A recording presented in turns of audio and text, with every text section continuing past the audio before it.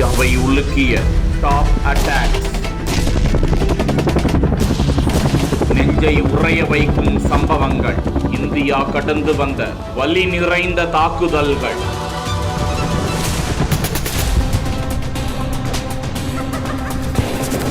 இந்தியாவில் நடந்த பயங்கரவாத சம்பவங்களை பட்டியலிட முடியாது. உயிர் பலிகள் எண்ணிக்கையும் தான் அது.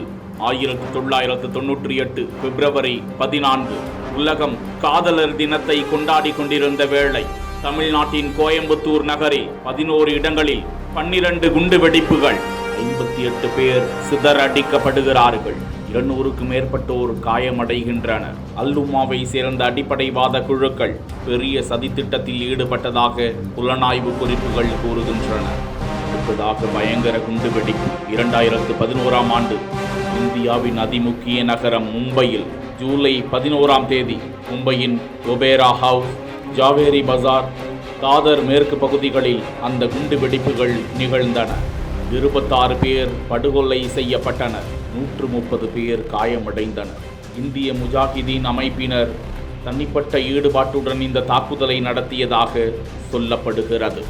அடுத்ததாக இந்தியாவில் என்றும் மறக்க முடியாத இந்திய மத்திய ரிசர்வ் போலீஸ் படையை சேர்ந்த CRPF வீரர்கள் 40 பேர் சிதறடிக்கப்பட்ட சம்பவம். அதே பிப்ரவரி 14 புல்வாமா தாக்குதல். இஸ்லாமிய பயங்கரவாத குழுவான ஜெய்ஷே முகமது அமைப்பு இந்த சம்பவத்தில் ஈடுபட்டதாக முக்கிய குற்றவாளியும் மற்ற 6 பேர் அதில் கொல்லப்பட்டனர். அதில் 7 பேர் கைது செய்யப்பட்டனர்.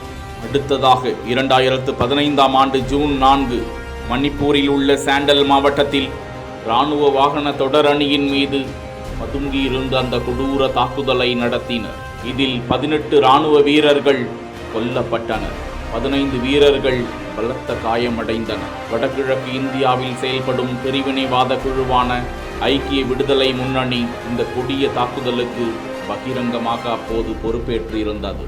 இந்த வரிசையில்தான் இவ்வருடம் ஏப்ரல் 22 ஜம்மு காஷ்மீரின் அனந்த்நாக் மாவட்டத்தில் பெஹல்காம் அருகே உள்ள அந்த அப்பாவி சுற்றுலா குழுவினர் 25க்கும் மேற்பட்டோர் படுகொலை செய்யப்பட்டது குறிப்பிடத்தக்கது. லஷ்கர்-இ தொய்பா ரெசிடென்ஸ் ஃப்ரண்ட் என்ற குழுவினர் இந்த தாக்குதலுக்கு பொறுப்பேற்றதாக தீவிர விசாரணை நடந்து வருகிறது.